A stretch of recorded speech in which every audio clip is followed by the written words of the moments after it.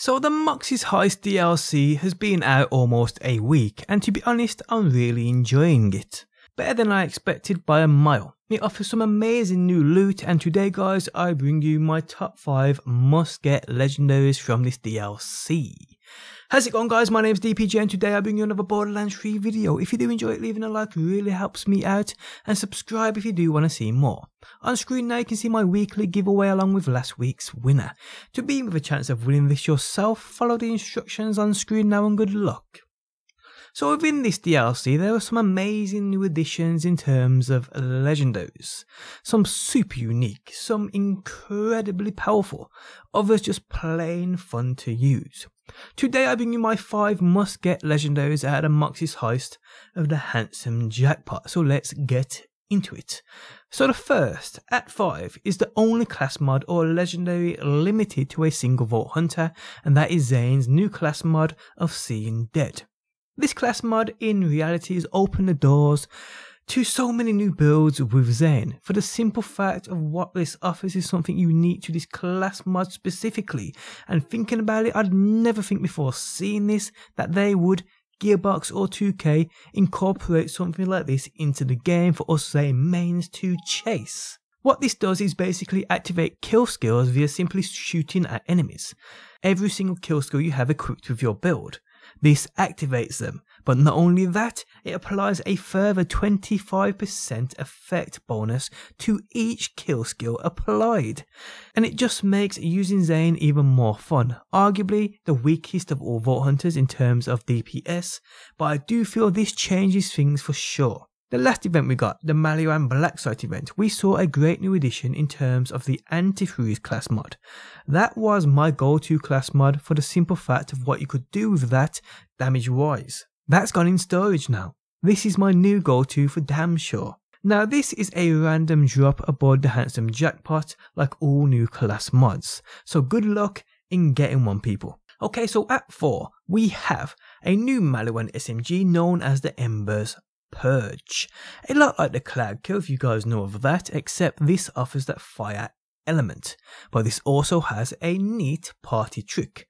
This beast spawns in a lava pool dealing damage to enemies standing within it, and it isn't weak either. I counted around 10 ticks, and the damage this would do would basically body shot damage, per tick that is. The SMG itself is quite the beast without the addition of the lava pool, but the added benefits of basically just shooting at enemies and this thing spawning at random has made me consider putting this thing up there with the best Maliwan SMGs in the game, on par with the Tsunami, the Cutsman and the Kib's Worth. That's how much I think of this thing. Now this SMG, the Embers Purge, is obtained via Embers Crew Challenge. For this you have to locate 5 statues and blow them up. All locations and a complete guide on this you will find within the video description, so do check it out if it looks interesting to you. So next up at 3 we have a Torg pistol which seriously surprised me.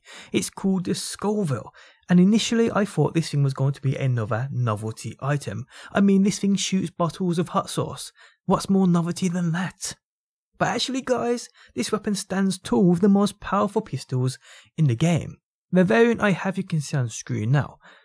It is off the charts damage output wise. I'm honestly in love with it. The places I normally test weapons, as I like to go to the exact spots, that way I can give you guys legit facts and stats when it comes to damage they can deal, and compare them against each other. Taking this into said places, I was surprised that it was basically one hitting absolutely everything. Something I haven't seen many weapons in this game do, hardly any pistols at all. And for sure it doesn't act like the typical pistol, but it does consume that pistol ammo, so that's what it is.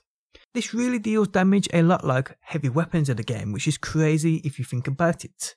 This is a must get weapon, it's a beast and I'm sure you will love it. So the Scoville is obtained via much like the Embers Purge. This again is a crew challenge reward, and you basically have to locate and shoot 5 bottles of hot sauce.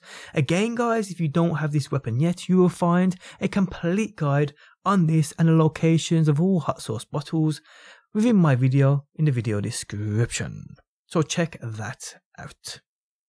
So next up we have what is probably the most powerful weapon in the game now. It's called the Iron Cannon and it's an utter monster, people. Now this weapon is a heavy, but it's 100% worth a place in your loadout. Heavies before this didn't really make much sense to me. Yes, they were powerful, but DPS wise, they were not that great. They just burn through ammo and are just super slow. This, however, is not like that.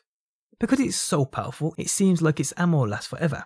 And the point, I don't think there's a boss outside of Mayhem 4 that could take all of this thing's shots and survive, tells you this thing is an absolute monster. It's amazing for DPS, it's amazing for taking out bosses, and it's amazing for taking out mobs of ads. It's just a great all-round fun weapon to use, and this is without any specific builds either, which no doubt would just make this thing even more of a monster. Now what's crazy about this is the fact you can literally get this 100% of the time, as I'm certain at the moment it's a guaranteed drop, which means you can farm for days until you get that perfect roll which suits your build.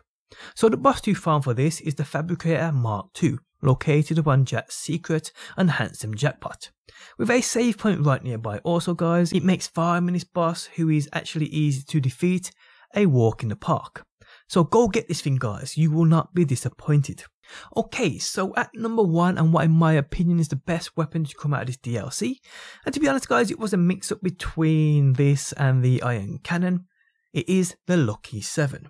Now the Lucky 7 is a pistol with a twist, because what happens is, every time you reload this thing, you can roll 5 random perks, which apply to that next clip until you reload again.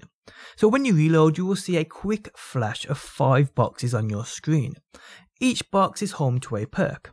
We have a crit perk in that slot 1, which makes every shot, no matter where you hit, do critical damage. In slot 2 we have full auto, kind of speaks for itself.